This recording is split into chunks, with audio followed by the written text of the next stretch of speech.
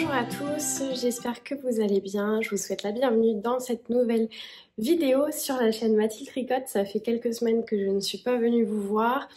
J'avais tout un tas de choses à faire. Les dernières semaines étaient très chargées. Et j'ai enchaîné les virus depuis le début de l'automne. D'ailleurs, je pense que toutes les vidéos que j'ai filmées dans les derniers temps, je suis malade à chaque fois et aujourd'hui, c'est encore le cas. Mais je ne suis pas là pour vous parler de mes virus automnaux, je suis plutôt là pour vous parler de mes avancées au tricot ou des petites choses qui sont rentrées dans mon stash notamment. Avant de commencer dans le vif du sujet, aujourd'hui je porte le Foxberry de Sari Nordlund. C'est un chandail que j'ai tricoté, ça doit faire 2 ans à mon avis. J'ai tricoté avec les laines des brebis du Beau Rivage. On est sur une laine blanche mouchetée avec un mohair tout blanc. C'est vraiment... En fait, je pense que c'est ma pièce tricotée préférée. Celle qui est le mieux réussie. Et d'ailleurs, c'est... Je sais pas si c'est celle que je porte le plus parce que j'ai un peu peur de l'abîmer, notamment parce qu'il est tout blanc. Et aussi parce qu'il est très chaud. La laine est quand même rustique, elle pique un peu, il faut que je mette quelque chose en dessous. Comme là par exemple, j'ai juste un débardeur, donc toute la partie en haut de la poitrine, là ça gratouille un peu, c'est pas fait pour les peaux sensibles ou les personnes qui sont un petit peu intolérantes à la sensation de la laine. Mais c'est un pull qui est très chaud. Donc je vais le porter surtout, mettons si je sais que je dois rester longtemps dehors avec un manteau ou quoi, je vais pas le mettre parce que je sais que je vais avoir trop chaud. Mais c'est ça, puis dans des occasions où je sais que je risque pas de le tâcher. Et j'ai ajouté ici mon petit pins, est-ce qu'il va faire le point, tricoteuse, qui vient de chez Anne-Laure, de l'entreprise Enlacé. Voilà, vous savez tout, on peut commencer tout de suite dans le vif du sujet. Alors la dernière fois, quand je suis venue vous voir, j'étais en pleine réflexion autour d'une capuche.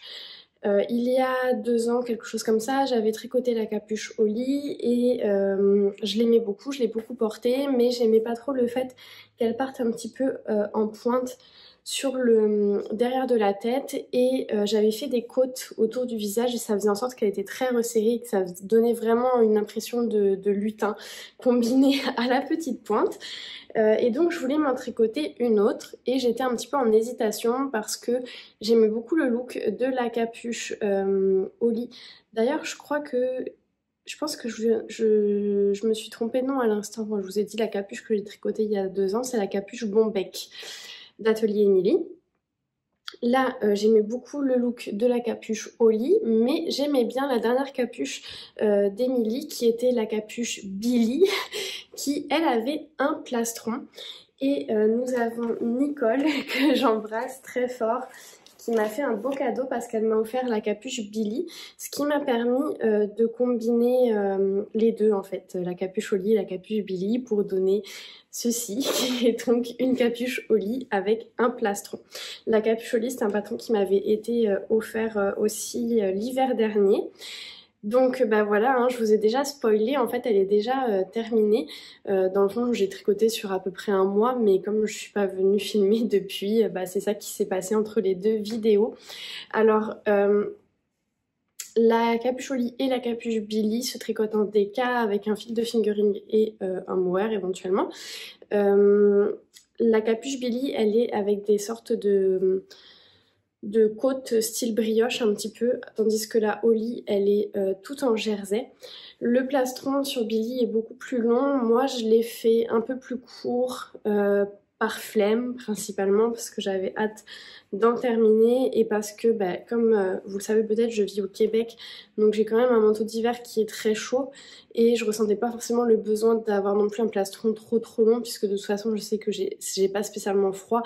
L'idée c'était juste bah, quand même d'éviter un petit peu que le frais passe en dessous la capuche, mais un plastron court me suffisait tout à fait. Je l'ai tricoté avec un brin de fingering que j'ai teint moi-même cet été et un mohair qui vient... Oh, ah bah je crois qu'il est juste là. En passant, il risque d'y avoir très peu de montage, alors désolée, notamment des petits moments comme ça se peut que tout reste assez brut.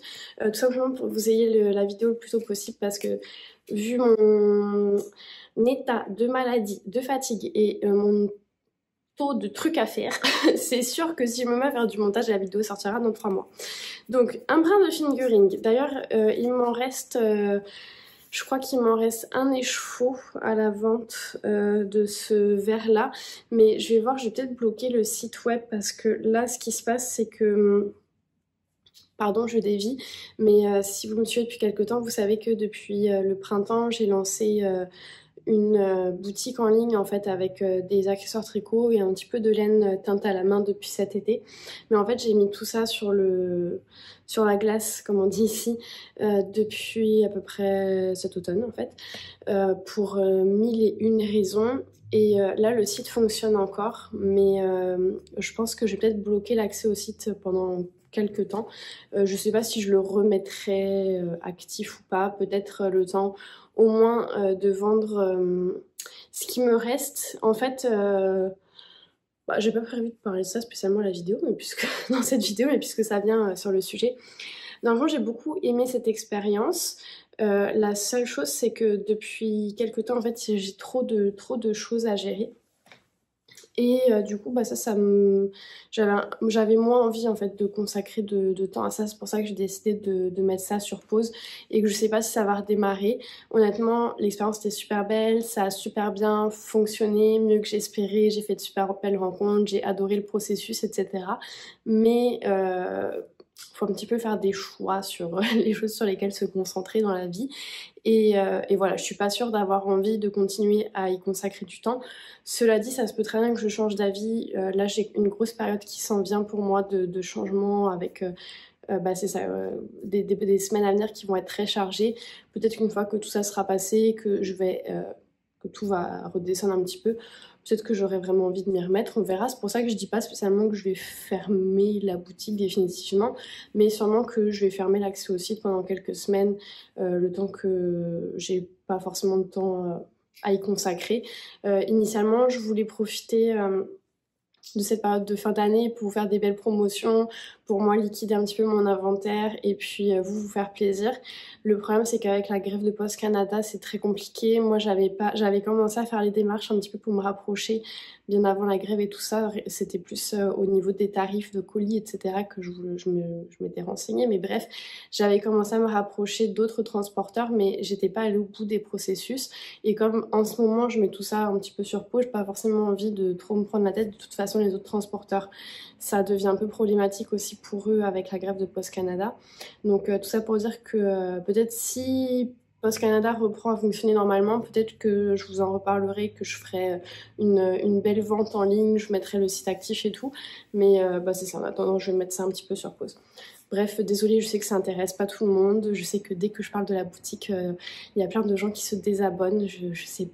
Dites-moi d'ailleurs en commentaire si vous voulez me partager, tout en étant dans le respect, bien sûr, parce que pourtant j'en parle pas tant que ça. Et je trouve que c'est dommage, c'est bien de soutenir ce genre d'initiative. C'est une grosse affaire de se lancer dans quelque chose comme ça. C'est beaucoup d'investissement, de temps, d'argent. Et c'est un peu dommage de réagir comme ça. Je trouve que c'est un peu généralisé. Dès que les gens commencent un petit peu à parler de leurs investissements plus professionnels, les gens partent. Ça, je parle pas spécialement pour moi, je parle en général. Je sais qu'il y a plein de youtubeuses qui sont aussi teinturières par exemple, puis qui le disent à chaque fois qu'elles parlent de leur activité de teinture, là, tout le monde critique, tout le monde part. Je comprends pas trop pourquoi, mais bon, peut-être sans vouloir être... J'allais dire c'est un peu une mentalité à la française. Je pense qu'au Québec, ce genre de réaction, on les retrouve un petit peu moins. Mais bon, c'est pas grave. Revenons à nos moutons, la capuche. Désolée pour cette petite parenthèse. Donc la capuche au lit, un brin de vert émeraude que j'ai teint moi-même. La couleur rend pas très bien parce qu'on est sur de la lumière artificielle. La couleur est beaucoup plus profonde, plus foncée. Vraiment plus vert émeraude. Là, vous avez presque un vert un peu forêt. C'est pas, en tout cas dans mon retour à moi, c'est pas la couleur telle qu'elle est. Et donc le mohair, en fait, c'est même pas tout à fait un mohair. Ça vient de chez Julian Yarns, qui est donc une teinturière québécoise. On est sur du 40% soie, 35% super kid mohair et 25% bébé alpaga. Autant vous dire que c'est un bonbon. Voilà, j'ai utilisé beaucoup moins qu'un écheveau de ceci qui fait pourtant 25 grammes et 300 mètres. Je pense qu'il doit m'en rester genre un tiers.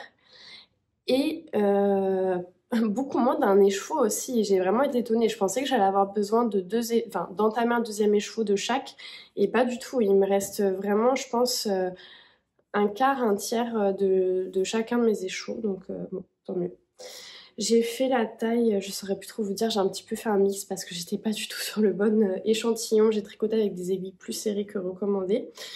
Je vais vous la tester, même si on s'entend que c'est pas forcément l'accessoire le plus flatteur du monde non plus. L'idée c'est pas vraiment d'être jolie, c'est plus d'avoir bien chaud. Donc si hop hop, voilà un petit peu le rendu de la capuche. Ce que j'aime bien, c'est qu'avec les petites cordelettes, ouais mais c'est ça, comme j'ai pas fait le plastron assez long, bah en fait ça rebique, c'est un peu ce que je craignais. Je me demande si je sais pas trop ce que je vais faire encore, mais ça se trouve je vais détricoter carrément le plastron, je sais pas trop ce que je vais faire. Bon, cela dit, c'est pas très grave parce que quand je le porte pas comme ça. Je le porte avec un manteau, une écharpe par-dessus aussi. Donc ça se voit pas, c'est pas gênant, je le cache sous le manteau pardon, mais c'est très bien comme ça. La petite cordelette, c'était une petite corde que j'avais achetée à Fabriqueville, je crois, l'hiver dernier quand je comptais me la tricoter. Et voilà, donc ça se tricote du haut vers le bas. On vient d'abord faire la petite bande du haut. On vient ensuite relever les mailles tout autour. On fait quelques rangs raccourcis pour créer un peu de profondeur. Ensuite, on déroule tout droit, tout en jersey, toute la partie du visage. Ensuite, quelques augmentations pour faire le plastron. On sépare le plastron du devant du dos. On vient remonter les mailles autour du visage pour créer la coulisse. Et voilà, c'est très facile à faire, c'est très rapide. Moi, ça a été un peu long parce que pendant un moment, en fait, je faisais un petit peu ça entre autres choses. Et quand je me suis mise vraiment dessus, en 4 jours, c'était réglé. Enfin, ça, à peu près de là à là, ça m'a mis 3 semaines. Et de là à là, 4 jours. Voilà. Donc voilà pour la capuche. Entre-temps, j'ai vu que Petite Knit avait sorti, alors je sais pas, je pas regardé comment ça s'appelait, mais elle a sorti en fait si j'ai bien compris, c'est un dérivé de la Sophie Scarf / Sophie Shawl avec un jeu de rangs raccourcis, je crois, qui fait en sorte que c'est comme une capuche intégrée dans une écharpe. J'adore. En toute honnêteté, si je l'avais vue avant de tricoter la capuche, je pense que c'est celle-ci que j'aurais faite parce que j'adore le concept, je la trouve super, je trouve ça super joli. Là, vu que je viens de faire celle-ci, j'ai pas forcément envie de m'en refaire une. Ça me surprendrait que j'ai le temps de le faire cet hiver-là, mais peut-être l'hiver prochain ou plus tard. Je pense que j'aimerais bien la tricoter parce que je trouve ça vraiment sympa, ingénieux, tout. Donc voilà. Rien de spécial à vous dire de plus sur cette capuche-là. Donc si jamais vous avez des questions ou quoi, vous pouvez toujours me dire dans les commentaires. Donc ça, c'est pour mon objet terminé. Faut savoir quand même que j'ai très peu tricoté. En fait, j'ai tricoté quasiment que sur ça depuis la dernière vidéo. Donc je pense que la dernière vidéo est sortie à peu près 5 semaines. Pour mille et une raisons, encore une fois, pas le temps, trop de choses à faire, trop fatiguée, blabla, malade, blablabla. Bla. Et je me suis vraiment remis au tricot que là, il y a à peu près une semaine. D'ailleurs, vous me voyez peut-être venir si vous êtes habitués, mes tendinites me le font bien sentir, à tel point que là, je me dis que je vais être obligée de ralentir, voire d'arrêter parce que je commence vraiment à avoir très très mal. Et cette douleur, elle vient pas tant de la capuche m'a vraiment pas fait souffrir. Elle vient plutôt de ce sur quoi je tricote en ce moment. Je vais vous en parler tout de suite. Ça, vous l'avez déjà vu. C'est le test que je fais pour Nadia Crétin-Lechaine. C'est un gilet, c'est le gilet littoral qui va sortir à la mi-janvier. Et il me fait atrocement mal. Atrocement mal. Vraiment, je tricote un rang et d'emblée, je sens que ça force sur mes mes tendinites, quoi. Donc, tendinite perpétuelle, hein, que j'ai depuis genre 3-4 ans. C'est mal. Bah, c'est pas vrai, je les soigne. Ça va mieux quelques semaines, quelques mois, puis ça revient, puis je les resoigne, ça va mieux, puis ça revient. Bon, voilà, qu'est-ce que vous voulez, c'est comme ça. Alors, le gilet littoral, je tricote avec de la laine de Derirum Natura. J'ai un trou de mémoire, c'est la Ulysse, je pense, la qualité. Et on est sur poivre blanc et caramel, ou camel, je sais plus, caramel, je pense, sur les coloris. Je regrette un petit peu d'avoir choisi ces coloris. Je me suis laissée influencer par mon petit amoureux qui a eu raison parce qu'en fait, enfin oui et non, dans le sens où je me tournais vers des coloris que je tricote souvent, pour lesquels j'avais déjà fait un gilet un peu semblable. Et on a cherché d'autres coloris, il n'y avait rien qui me plaisait et on est parti sur ceux-là. C'est joli mais ça fait pas battre mon petit cœur, quoi. Donc je me dis des fois entre le cœur et la raison, le cœur c'est bien aussi parce que c'est vrai que quand je choisis des laines, des fois j'essaie de me raisonner un petit peu en me disant non t'as trop de telle couleur ou c'est ça irait mieux pour aller avec plus de choses, etc. Mais sauf qu'au final quand je me retrouve à tricoter la pièce pendant 80 heures, bah j'ai pas le cœur qui bat comme il aurait battu avec vraiment une laine coup de cœur. Même si c'est une couleur que j'ai déjà tricotée 100 fois et même si ça va pas forcément avec tout. Donc voilà, on apprend aussi de ces erreurs entre guillemets. Cela dit, je l'aime bien, je trouve ça joli, ça va pouvoir s'assortir avec beaucoup de choses, ça va être neutre, je vais pouvoir le porter pour aller au travail, même avec des tenues c'est un peu plus habillées, enfin dans le sens plus peut-être ça des tenues de travail finalement. Donc je suis très contente, mais en fait c'est ça, je vais aimer l'objet fini, mais à tricoter, les coloris font que je suis un petit peu moins emballée. Plus le fait qu'il me cause des douleurs, ça n'aide pas trop. Et comme il faut que je le termine dans un mois, j'avoue que là je commence à avoir un petit peu de pression. Parce qu'en plus de ça, je vais avoir un mois très très chargé. J'ai pas envie de tricoter que ça. Déjà parce qu'il me fait mal et parce que j'ai d'autres choses aussi que j'ai envie d'avancer. Donc là, je suis à deux doigts d'écrire à Nadia en fait pour lui dire Nadia, je suis désolée, mais je veux juste que tu saches que ça se peut que je termine pas dans les temps parce que je veux pas non plus me rendre malade et on sait tous que je vais me rendre malade si je ne termine pas le test dans les temps. Voilà. Autrement, rapidement le gilet, donc là ça c'est le dos, hein, donc on commence par le dos. D'ailleurs, il y a un truc... Ah non, c'est bon. Par le dos, la dernière fois, j'en étais un petit... Ici, j'ai mis un Progress Keeper, mais en fait, c'est le Progress Keeper que j'ai marqué quand je l'ai repris il y a quelques jours. Mais vous, la dernière fois que vous l'avez vu, j'étais encore un peu plus avancée. Donc là, j'ai quand même bien avancé en l'espace de quelques jours. Donc ça, c'est la partie du dos. Je viens de reprendre aujourd'hui l'une des épaules, donc pour faire le demi-devant. Ensuite, on va faire l'autre demi-devant. On va rejoindre, on va dérouler le corps et on va faire les manches. Tout le gilet va être sur ce motif-là qui est très sympa, qui est très chouette à faire, mais qui... je pense que c'est le motif qui fait mal. Donc si vous avez comme moi des tendinites ou tendance à avoir des petites douleurs qui apparaissent, c'est un motif qui peut vous faire mal. Donc faites attention. Voilà, quoi dire d'autre, je le tricote en 3.5 qui doit être les aiguilles recommandées parce que avec Nadia on a à peu près la même tension. Et c'est tout, je pense que j'avais à vous dire. Donc là, je m'étais dit que je me mettais en monoprojet là-dessus et que j'ai avancé à fond les ballons. Mais vu les douleurs que j'ai, je vais être obligée, d'intégrer d'autres projets pour pouvoir varier un petit peu les points, la grosseur d'aiguille, etc. Et de ralentir, ne pas tricoter moins que ce que j'avais prévu parce que je peux pas y laisser mes épaules, quoi, ça marche pas. Voilà.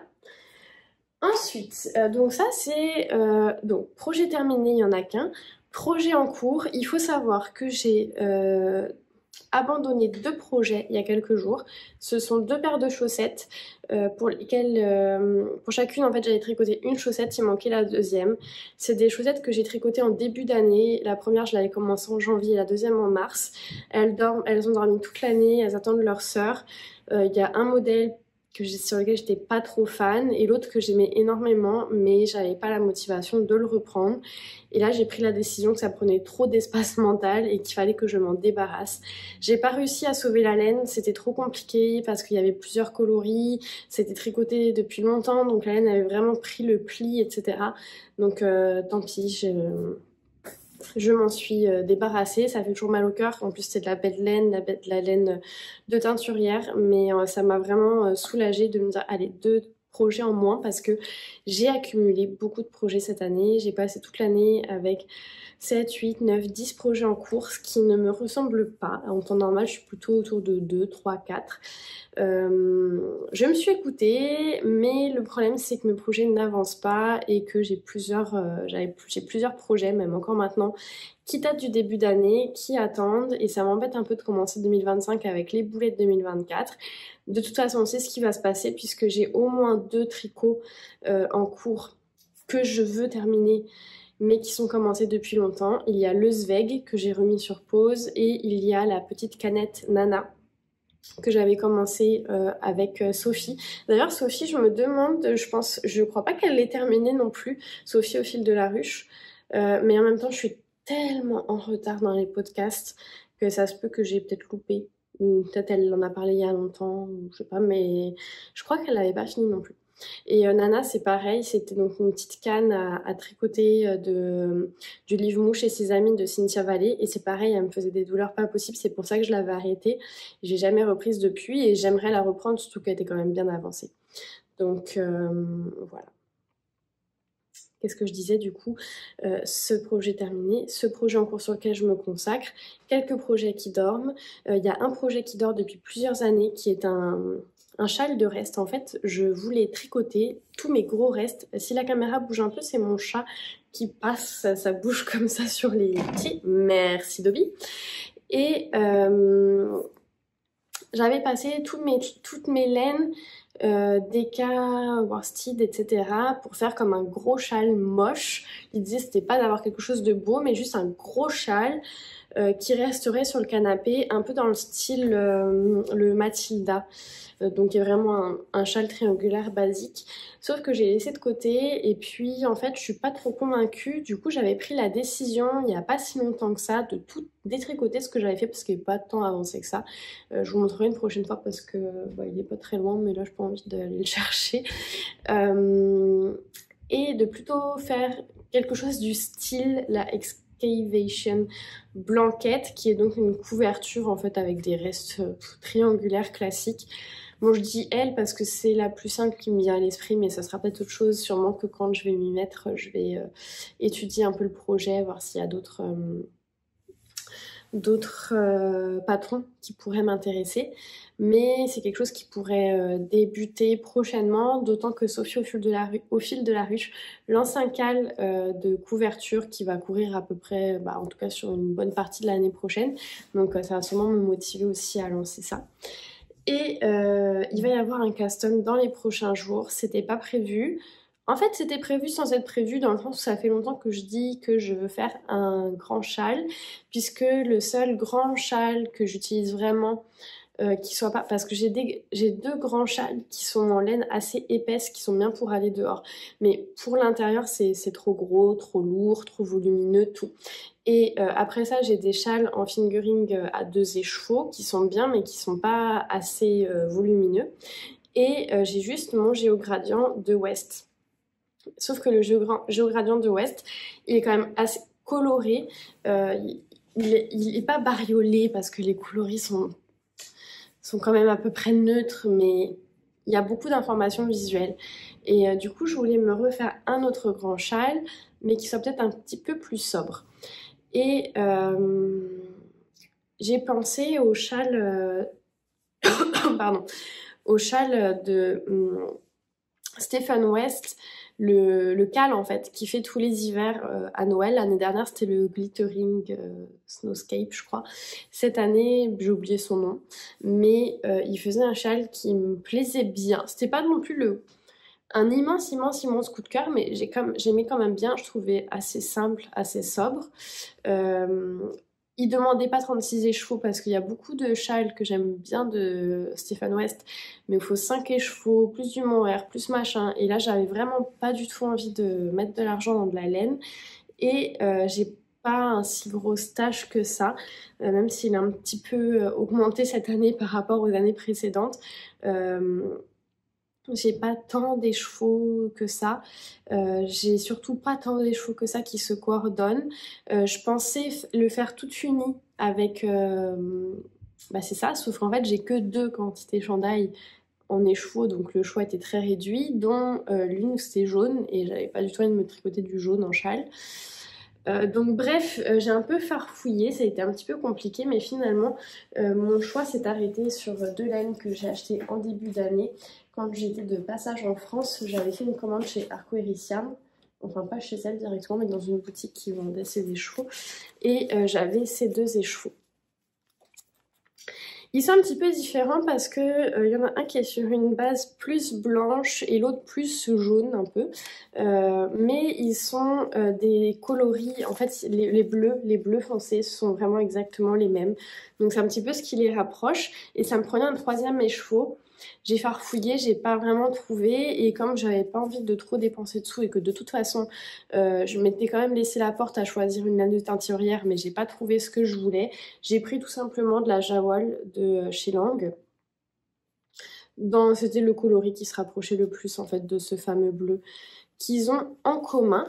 J'en ai pris qu'une pelote donc de 50 grammes pour le moment, normalement il m'en faut 100, mais ou j'irai en racheter une autre, j'aurais pas de mal à en trouver. Ou je vais essayer de jouer, parce que je me dis des fois Stephen West il surestime un peu les quantités. Du coup, plutôt que d'avoir 20 grammes de reste de chaque, peut-être que je remplacerai ce qui me manquera de celle-ci avec cela. Bon, on verra comment ça se présente. Idéalement, il faut du mohair. Je voulais m'acheter du mohair bleu, ça m'est complètement sorti de la tête. J'ai du mohair blanc à la maison, je pense que je vais l'essayer peut-être pour marier avec celui-ci. Ça se peut que j'aille m'acheter un mohair bleu un petit peu dans ces tons-là, peut-être un tout petit peu plus soutenu, un peu plus bleu canard un peu. Bon, c'est pas tout à fait bleu canard, mais c'est un bleu pétrole. Mais je vais juste en rajouter par petites touches. Voilà, par petites touches. Ce châle-là, donc Sophie au fil de la ruche le tricote aussi. Et il y a aussi, oups, Émilie. Mais alors là, voilà que j'ai un trou de mémoire sur le nom de sa chaîne. Ce n'est pas que du tricot, c'est bon, ça me revient, qui va se lancer aussi avec moi, donc je suis super contente. On se fait pas pour le moment en tout cas de cale formel, mais voilà, je raconte un peu à Sophie ce que je fais, je raconte un petit peu à Émilie aussi, on se parle, voilà, c'est cool comme ça. C'est donc très très informel, et voilà, l'idée c'est juste de s'accompagner, et c'est très cool comme ça. J'ai pas forcément envie de faire un gros cale, c'est vrai que...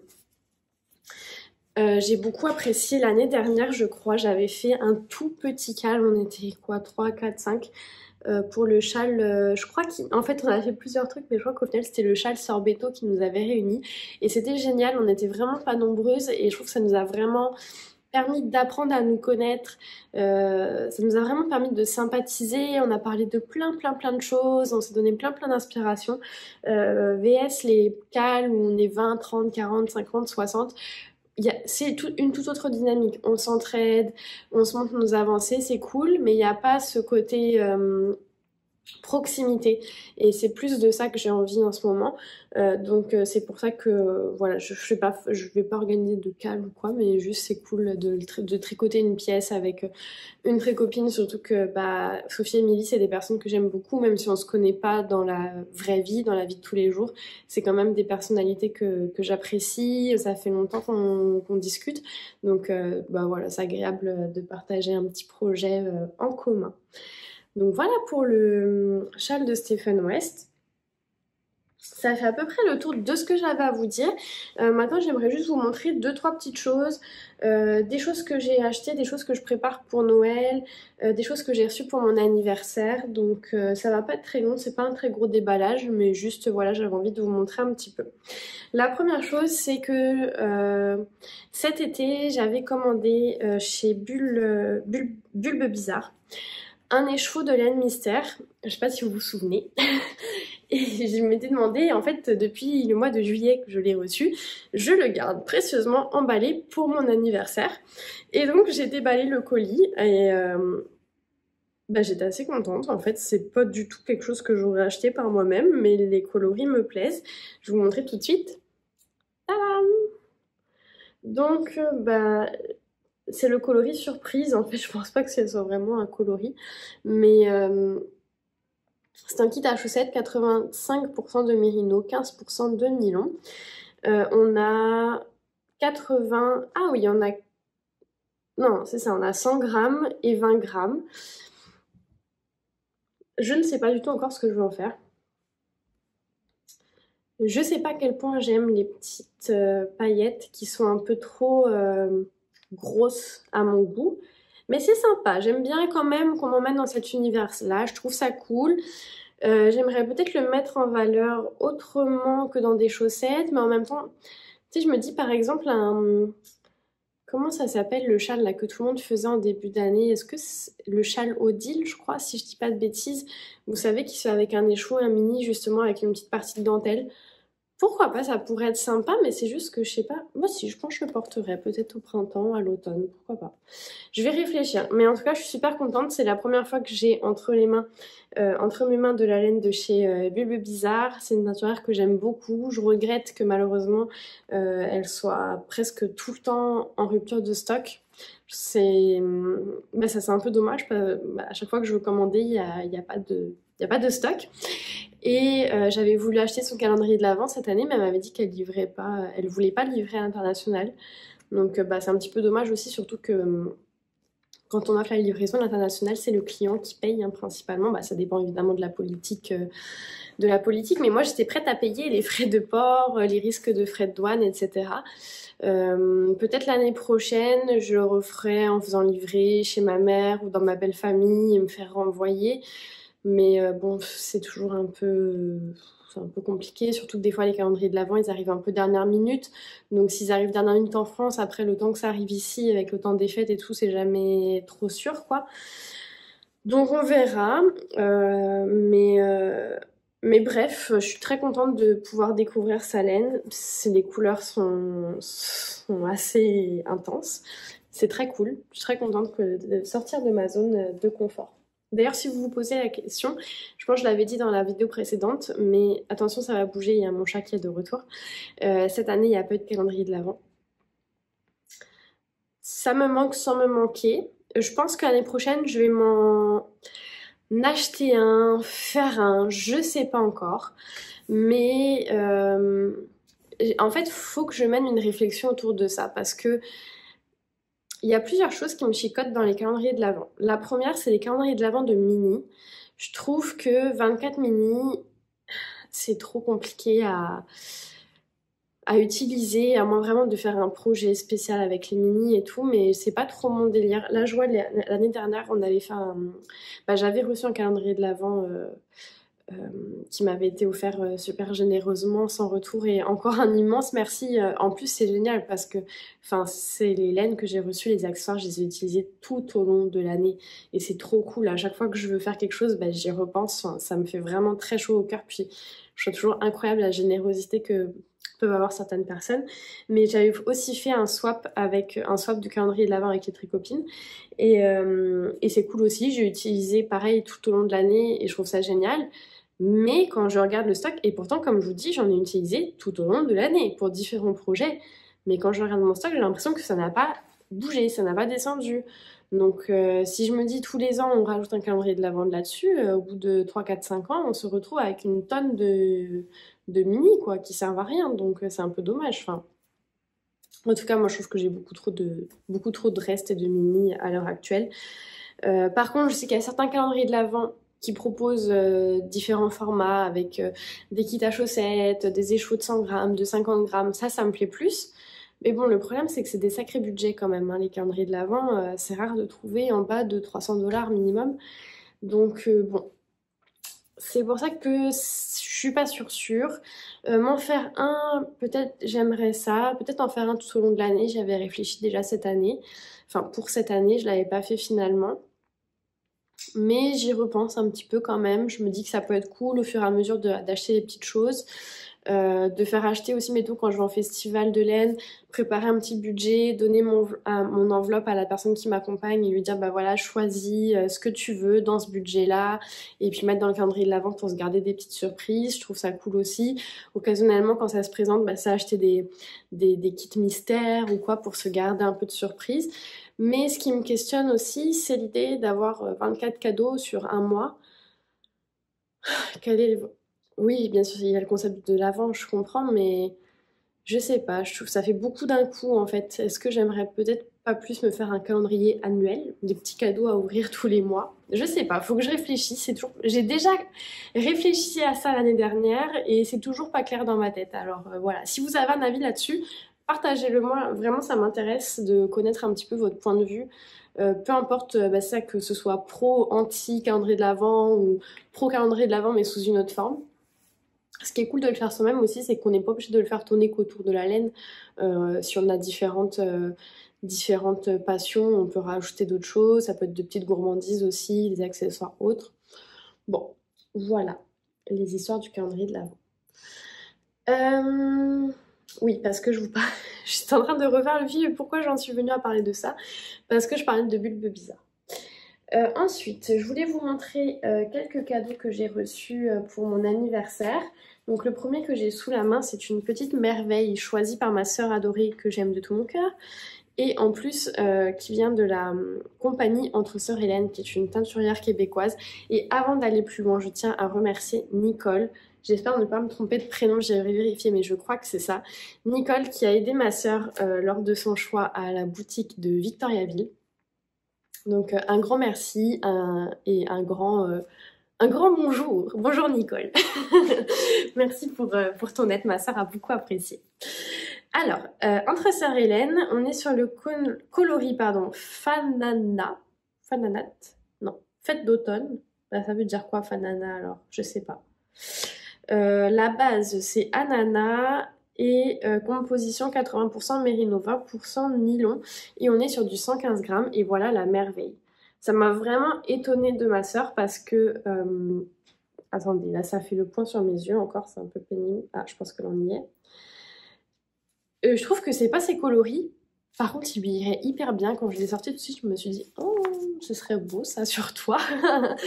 Mais moi, c'est tout à fait mon style. Mais ça m'a vraiment étonnée qu'elle ait choisi ce coloris. Mais je le trouve magnifique. Ça ferait des super belles chaussettes, c'est sûr. Peut-être un joli petit châle aussi. Je me disais peut-être avec une laine blanche. Un autre écheveau de laine blanche, faire un châle à 2 écheveaux. Je sais pas encore si je vais le garder pour moi ou si je vais le tricoter pour ma soeur parce que je vous assure que vraiment, quand je l'ai vu, ben, je pense que ça m'irait bien aussi ces coloris-là, il n'y a pas de problème, mais je trouvais que ça mettait vraiment en valeur, en lumière, le teint de ma soeur. Donc à suivre, de toute façon, ce sera pas pour tout de suite, mais vraiment super beau. Entre Sœurs Hélène, c'est une super entreprise québécoise, locale, qui fait des super belles choses. J'ai pas grand chose d'elle. Mais j'aime beaucoup son travail, je la vois à tous les festivals ou presque et à chaque fois je trouve qu'elle fait vraiment des jolies choses. Voilà. Ensuite, ça se peut que j'oublie des choses hein, parce que j'ai le cerveau très plein.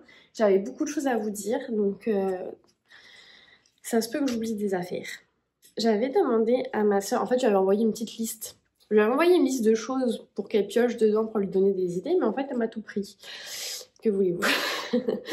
Il y avait donc la Amélie de Illimani.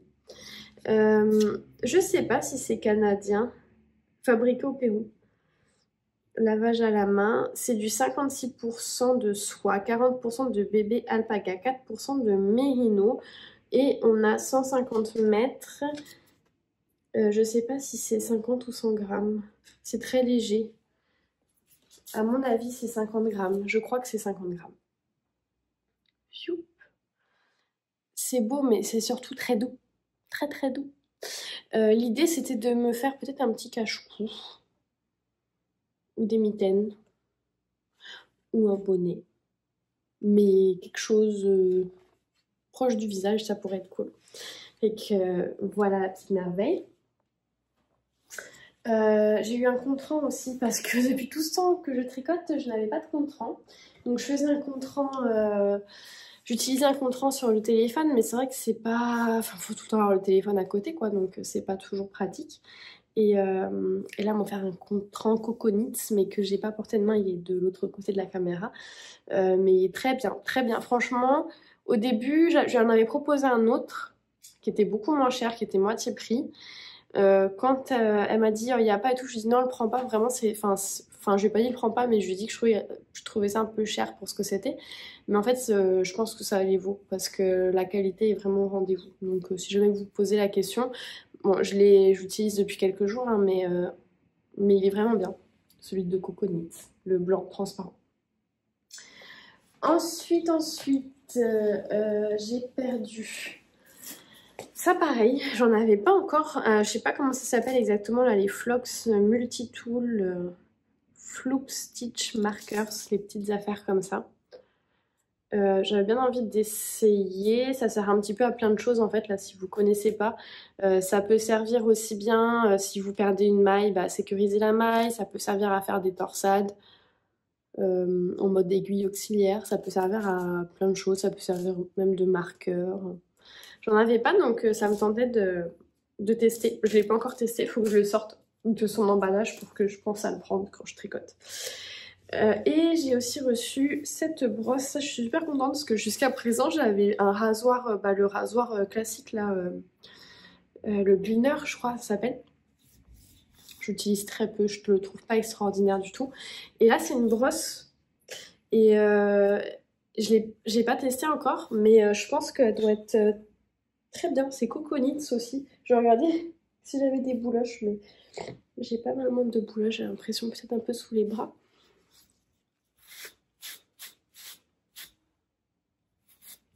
Ouais, bon là, j'ai pas vraiment de bouloches, donc c'est... Non, je peux pas trop vous montrer, mais je pense que c'est vachement plus doux et mieux pour le tricot. Surtout pour les tricots un peu fluffy avec du mohair et tout qu'on peut pas vraiment raser par exemple. Je pense que ça doit être très très bien. Voilà. Et ensuite, les dernières choses que j'avais à vous montrer, ça concerne de la broderie. Donc si ça vous intéresse pas du tout, bah, vous pouvez nous laisser ici.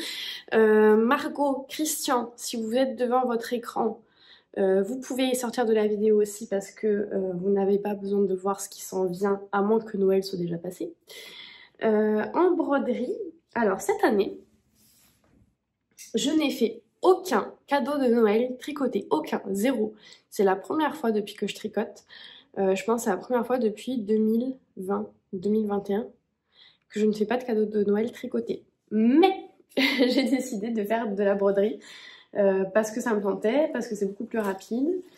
Plus économique, non. À la base, je m'étais dit, ah, ça fera des... Enfin, en fait, je cherchais un petit cadeau pas trop onéreux pour faire en plus d'autres choses. Au final, ça me revient vraiment super cher parce que j'ai un peu fait n'importe quoi. Du coup, j'ai acheté 36 fois les mêmes affaires et bah, c'est ça, ça a augmenté le budget. Donc, on a été interrompu. Alors, je sais plus exactement ce que je racontais, mais tout ça pour dire qu'au final, mon affaire n'était pas économique. Mais bref, j'ai acheté des modèles de broderie sur la boutique québécoise Brodé Serré que j'aime beaucoup. J'ai déjà tricoté des... Bah, est-ce que j'ai... Oui, j'ai déjà tricoté des choses d'elle, mais quoi? Ah, bah, c'est sûr que j'ai brodé des petits stick and stitch, là, des petites fleurs. Notamment, j'ai fait ça sur des jeans troués et tout. Je sais pas si vous vous souvenez, si vous étiez déjà là. Je sais pas ce que j'avais fait d'autre d'elle. Mais bon, bref, j'avais trouvé un modèle qui, je pensais, allait beaucoup plaire à ma sœur. Donc là, j'ai commencé pas avant mon café. Bon, je suis pas une experte en broderie, hein. Donc voilà, et un modèle pour le papa de ma soeur avec qui on va faire Noël et à qui je fais donc des petits cadeaux. Je pense que je l'ai réimprimé parce que là ça tombait mal, mais en gros ça va être les petits champignons ici. Voilà, donc un peu de broderie. Et à mon anniversaire, j'ai aussi reçu de quoi... attendez, comment je vais vous sortir ça? un petit kit fait maison avec tous les fils qu'il faut, les cerceaux, les tissus, mais les tissus sont pas là, avec 3 petits chats. Et en fait l'idée c'est de faire comme des petites décos de Noël qu'on peut mettre au sapin par exemple. Mais en fait c'est pas obligé d'être enfin, c'est pas obligé d'être sur le sapin, mais on a ce modèle là, celui-là et celui-là. C'est trop cute, hein. Voilà. Hop, je range mes petites affaires. Donc, Brodé Serré, elle propose ou des kits avec tout. Donc, le cerceau, bah, je pense qu'il y a le cerceau. Le tissu, les fils, le patron, les explications. Je sais pas si elle met des aiguilles aussi, ça je sais pas. Mais voilà, bref, des kits tout prêt en main. D'ailleurs, ils sont aussi vendus chez Deux Serres, si vous êtes québécois, ou sur sa boutique en ligne. Et elle a d'autres magasins qui revendent ses produits. Sinon, vous pouvez acheter les patrons PDF seulement. Et donc moi, ce que j'ai fait, c'est que j'avais des feuilles. Donc là, c'est pas la feuille officielle, c'était des loupés. Mais j'avais des feuilles de... Je sais pas comment ça s'appelle, mais c'est du... En gros, on imprime ou on dessine dessus. Et ensuite, on vient le coller sur le tissu. C'est du papier hydrosoluble. Donc, on vient le coller sur le tissu, comme j'ai fait ici. On brode par-dessus. Et quand on a terminé la broderie, on le passe sous l'eau et ça disparaît. Ça se dissout.